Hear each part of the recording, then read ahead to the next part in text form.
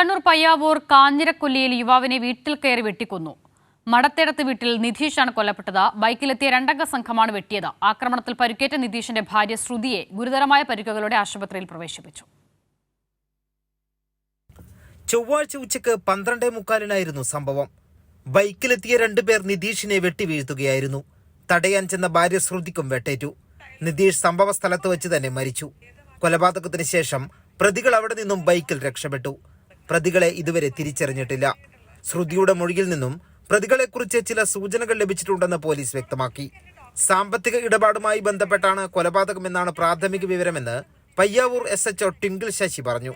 രണ്ടുപേർ വന്ന് ഇയാളെ വെട്ടി കൊലപ്പെടുത്തി എന്നാണ് അറിയാൻ കഴിഞ്ഞത്. നമ്മൾ ഭാര്യ അടുത്ത് വിളിച്ച് ചോദിച്ചു. ഭാര്യ ആശുപത്രി കൊണ്ടുപോയേക്കാണ്. ചോദിച്ചാൽ സാമ്പത്തിക ഇടപാടിൻ്റെ വിഷയത്തിലുണ്ടായ തർക്കമാണ് ഇതിന് കാരണമെന്നാണ് പറഞ്ഞത്. ബാക്കി നമ്മൾ പ്രതികളെ അന്വേഷിച്ചുകൊണ്ടിരിക്കുകയാണ്. പ്രതികളെ കണ്ടെത്താനായി പോലീസ് അന്വേഷണം ഊർജിതമാക്കി. CCTV ദൃശ്യങ്ങൾ ഉൾപ്പെടെ പരിശോധിച്ചു വരികയാണ്. കൊല്ലപ്പണിക്കാരനാണ് മരിച്ച നിധീഷ്. വീടിനോട് ചേർന്ന് പണിശാലയുണ്ട്. ഇവിടെ എത്തിയവരാണ് കൊലപാതകത്തിന് പിന്നിൽ എന്നാണ് സംശയം. കൈരളി ന്യൂസ്, കണ്ണൂർ.